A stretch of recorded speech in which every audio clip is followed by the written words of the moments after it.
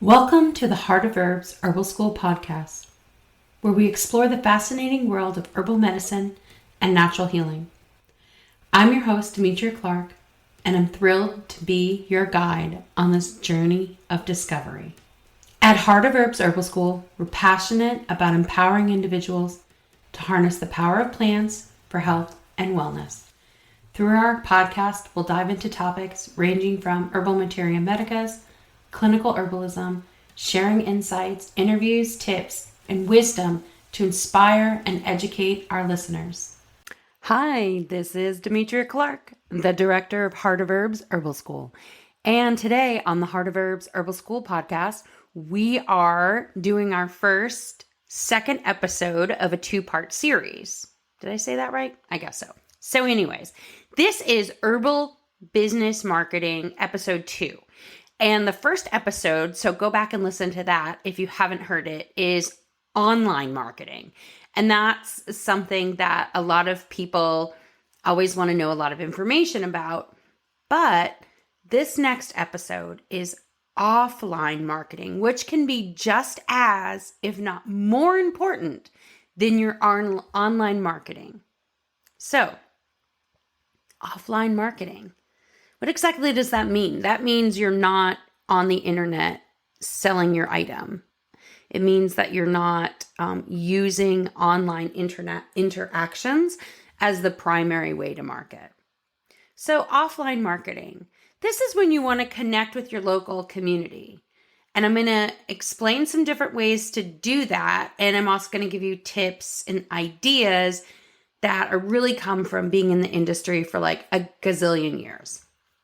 So the first thing you're going to want to do is to go sit down on your computer and open your calendar and then open a browser and start looking at what are your areas, regional, farmers market, craft fairs, Christmas fairs, holiday markets, Oktoberfest is a good one that often has places for you to set up and connect with people. So you can get that information at the Chamber of Commerce, Googling it, going to your extension service. There's lots of different places that host these kinds of markets. So where I live is really, really rural. Like the town that I live in has less than 3,000 people, right?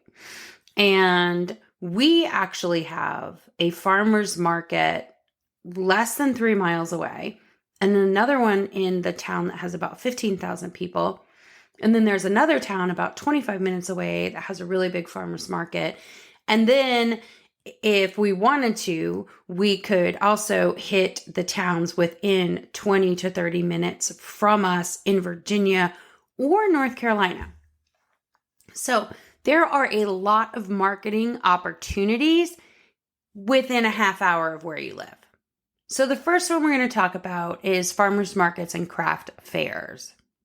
Look, nothing beats face-to-face interaction. Selling at farmers markets, wellness fairs, craft fairs, holiday markets not only helps you build relationships, but also allows customers to experience your products and you firsthand. Look, they're going to be falling in love with you on some level too. You know that when you go to buy something, the person that you're connecting with on the other side of the product, if it's face-to-face, you don't want to buy from someone that doesn't make you feel good or makes you feel intimidated or pushed or anything like that.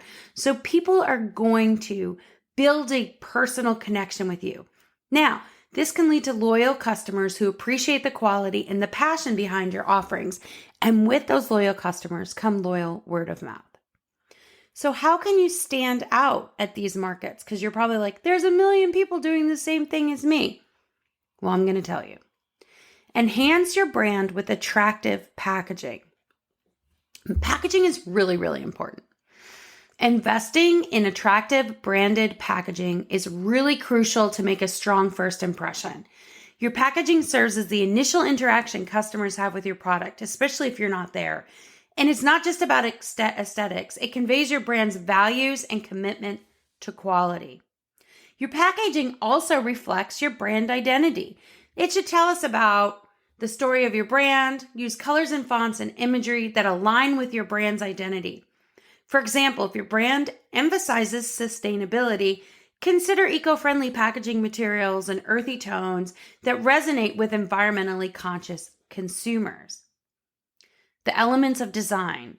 So listen, this is something that everybody really goes back and forth on. And sometimes it's good to hire a professional to help you with your logo design and coming up with how your packaging will look.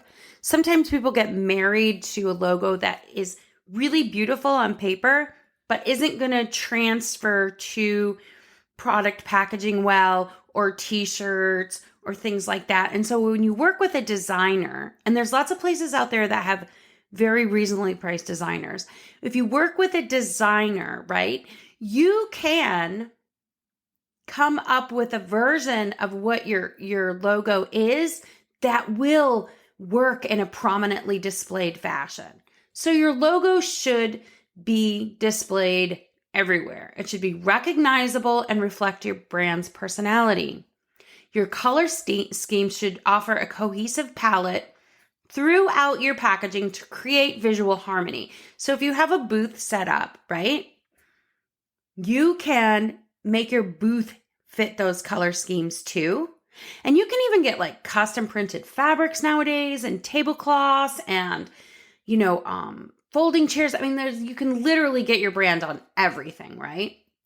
Now, this consistency also helps people with brand recall. So, Jane, what was that? That cream. What was it? It had the blue logo and the flat. Oh, yeah. That Demetria brand. So that is something that you want people to take with them. And then you're going to want to have some unique design elements. So consider custom shapes, textures, or patterns that can make your packaging stand out. This can be anything from a unique box design to innovative closures. Now, when you're first starting out, this can be a little bit more expensive. So working with having a really good logo and really sharp product packaging can really be helpful. Quality matters. The quality of your packaging material speaks volumes about your brand. So use durable and high quality materials that protect the product inside that also enhance the user experience. Customers often associate the quality of packaging with the quality of the product itself. So sometimes if you go to different places that have lots and lots of different kinds of skincare products, for example, and then you go and you look at the ingredients, you may have 8 different things that basically all have the same ingredients, right? Little variations, but basically they're pretty close. But you're going to pay more for a, Chanel or Givenchy skin cream than you're going to pay for something like First Aid Beauty, right? And those two brands are really, really different, and you're buying the brand, not just the product. You're buying the packaging and the marketing and what's behind it. So your customers will associate the quality of you with the quality of packaging and the quality of the product itself. Presentation at events. So in addition to product packaging, how you present your brand at events is really, really important. Invest in branded gear, including items like banners, signage, promotional materials that carry your brand. Easy up tent if you go to a kind of event where you have to supply your own tent. If you go to events that will be okay, all the tents need to be this, or we supply you with the tent, then get yourself a banner that you can affix to a tent. Tablecloths, using branded tablecloths and incorporate your logo and colors, help create a really professional looking booth. Create a memorable experience. So your packaging doesn't end at the product. You've got to think about how people are going to feel walking into your booth. Your booth is like your boutique. So make it feel that way. You can have chairs for people to sit in. You can have personalized thank you notes. You can have samples. You can do different things to reinforce your brand's commitment to customer satisfaction and their overall experience. Things like fresh herbs in vases, those can be really beautiful arrangements. You can have testers for people to look at. You can have a rocking chair with a stool, and you can have a breastfeeding station. There's lots of different things that you can do depending upon what kind of product you offer. You can also have mirrors so people can take a look at things if they're trying something on their skin or their face. Carefully considering your packaging presentation will allow you to create a brand that will really work for them. So you can offer samples of teas or balms. Nothing entices customers quite like a taste test or a small experience. So you can buy little sample containers, and if people purchase something, you can give them a few free samples. Sorry about that. You can also try to have a place for them to immediately try something. So make sure you have clean sanitary testing utensils and clear signage explaining the benefits and ingredients of each product. So they have like these little spatulas. So if you have like little salves or balm testers, they can take a little spatula or a little wooden, paddle and rub it on their skin, and they can check it out before they buy it. Offer some kind of email sign-up sheet for future offers. This can be like something that's on a tablet. They can sign up when they purchase, or you can have a place for them to sign up to get on the email list even if they don't buy anything. You could offer a small incentive like a discount on their next purchase or a chance to win a gift basket.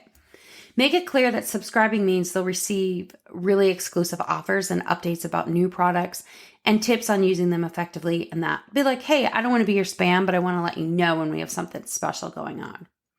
Then you're going to want to personalize your interaction. So take the time to talk to your customers. Share the story behind the products and how they're made. So you can even have something printed up, like a banner that's like our origin story in it, like one of those tall banners, and just have something there. You could do, you can do it in all different ways, or little cards that they can take that shares how you got started. Asking open-ended questions can help you understand their needs and preferences, and that can help you guide them to make the right product choices.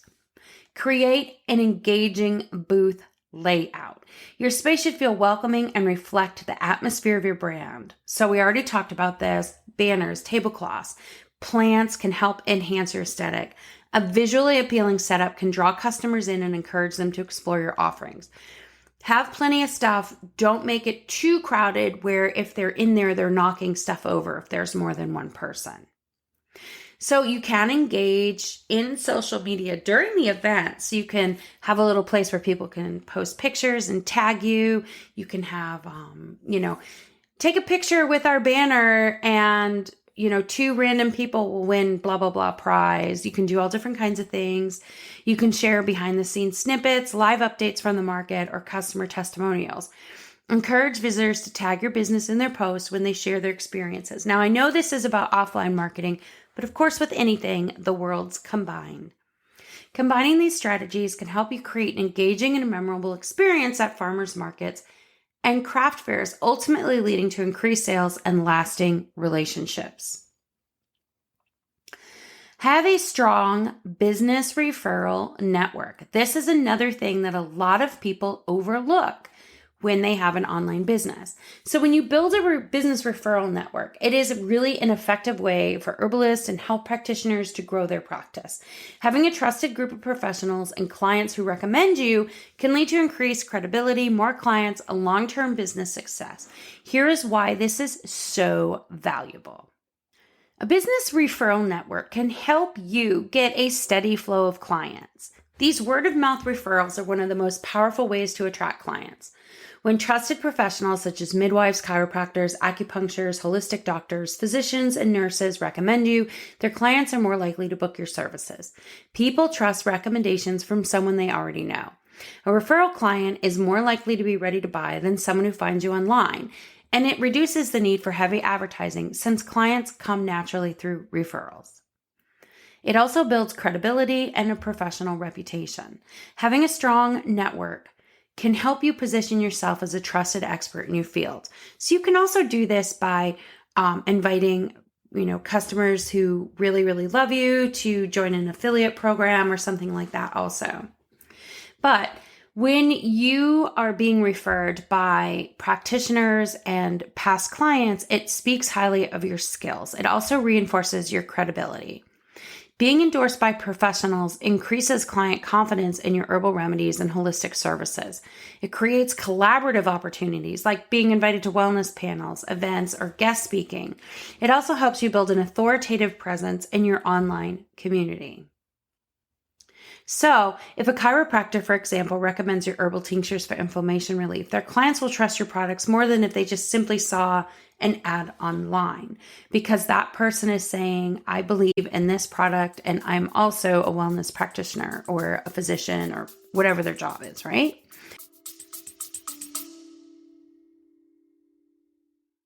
The Heart of Herbs Herbal School Podcast. It also increases revenue without extra marketing costs. So a referral-based business requires you to spend less on paid ads or time-consuming outreach. Your network does the marketing for you, bringing in clients who already trust your services. It saves big money on ads and promotional campaigns. It can bring in high-quality, pre-qualified leads, especially if you are offering clinical services. People already know what you're offering, and they already know that the customer is interested in herbalism, holistic health, natural healing. More clients leads to more referrals, which leads to higher client retention rates, leading to repeat business and a steady income. So if a midwife, for example, refers expectant mothers to your pregnancy safe herbal support, their clients are more likely to return for postpartum care and future wellness needs and products for their children. It can also expand your offerings and client support. By working with complementary practitioners, you can create a holistic circle of care for your clients. You can refer your clients to other trusted professionals when they need services outside of your expertise. So you can also refer to other trusted professionals. You have to be an active part of this referral world. You can't just take. You need to also give. Mutual referrals means your network sends clients to your way as well. So you guys are going to be working together to create clients and give your customers and clients the best care. So some collaborative packages such as herbalists and nutritionists can work together in wellness plans. For herbal pain management and acupuncture services can go together, holistic skincare and massage therapy. A holistic dentist may recommend your herbal mouth rinses while you refer clients to them for mercury-free fillings or stuff like that. See how this works? It really is a collaborative thing, and we have to work together to support each other. Small businesses don't exist in a vacuum. They really need each other. And sometimes in the wellness world, I think we think like it's us against the world, or it's very cliquey or stuff like that. And so you can create your own circle of referrals and business growth. It can also boost business growth and opportunity. So having a strong network leads to new partnerships, speaking engagements, and collaborations to help you grow your herbal practice. You may be invited to speak at wellness workshops, podcasts, or other local health events. Get opportunities to co-create products and other kinds of materials with other experts. You can run joint promotions to help.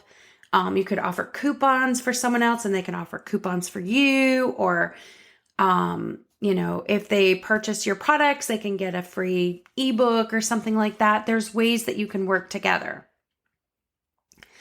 Another thing is that it strengthens community and client trust. A strong referral network builds community within the wellness industry and helps you support yourself as a practitioner, but it also creates a support system for you as a practitioner. You'll have a network of like-minded professionals to exchange knowledge and ideas. So if you need to go over case studies or something like that, you have someone that you can talk to. I think sometimes when we don't collaborate with other people in our industry, we can really start to think that our way is the only way, and we don't want to do that. We want to be able to learn and grow and continually get new ideas. We also want our clients to feel supported, knowing they're getting care from a trusted team of practitioners. That, look, we got this referral network. I mean, in your referral network, it can offer not just other businesses that do similar things with you. It can also be like for services like food stamps and WIC and food pantries, like really network in your community. You want to build long-term relationships that will offer continued referrals over time. You can volunteer at food pantries. You can do walks for, these different marathons. You can, sponsor things. These are ways to build client and community trust in a network. So you want to connect with local and online practitioners in complementary fields to yours. So nutritionists, midwives, holistic doctors, chiropractors, massage therapists, doctors and nurses that are really wanting to expand their range of working with natural remedies and information on that. You can offer incentives for client referrals, discounts, free mini consultations, attend wellness events, expos, and networking groups. Join the Chamber of Commerce. Go out there. Join some of the traditional business things because other people are doing it, right? And that's a great way to network. And you don't have to just network with people that are in the same industry as you. Provide workshops where other professionals can see your expertise, and then follow up with your referral partners and express gratitude for their support when you find out someone has sent someone your way. A strong referral business network can help herbalists and health practitioners grow a thriving, sustainable practice, and it can bring in new, effortless clients. It can build credibility, increase revenue, and strengthens community connections. The best part, it allows you to focus on what you love, helping people heal naturally with herbs. Another great way is to take a business class. So one that's specifically focused in herbalism or herbal products. So for example, at Heart of Herbs, we have something like that. So this is more of a, talk about Heart of Herbs thing, right? But I don't know what other people offer. I know what I offer. So what we have is an opportunity for our students to grow through mentorship in the herbal industry of their choice. So there's lots of different things: herbal skincare, clinical practice. We work and help you do that. We also, offer letters of recommendation. And if you want independent study credit, we offer transcripts for that. We offer business and marketing training alongside herbal education. We provide specialized training in business strategies, marketing, client connection, client attraction that are specifically designed for herbalists. And it helps you learn how to promote your products effectively and grow your customer base. In addition to that, we have a supportive community for our students. Now, I'm done the ad, right? If you want to learn more, go to heartofherbs.com. But what we want to do is help you through this podcast and our other forums out there, like the Herbal School and our Facebook business page. We really want to help you find a way to work herbalism into your business marketing strategy, if that's something that you want to do. So remember, have a website and an email list, show up on social media and build a community, teach and sell and connect locally, keep learning and growing every single day. So I'd love to hear from you. What is your favorite way to market your herbal business? DM me on Instagram at Heart of Herbs, or you can directly reply to the podcast. We have a way for you to submit a question. So definitely do that. I'd love to hear what people are thinking. I'd love to help support you grow your herbal business. I have been doing this since I was 21 years old. That's when I first started my first herbal business. I had, a website on GeoCities, right? I mean, this is how long I've had a business online focusing specifically on herbalism. So I would love to have the opportunity to help you grow your business and to help you thrive and have a sustainable practice, because I really truly feel that if every street had an herbalist, then everyone would use an herbalist, because people would know exactly what wonderful services you offer.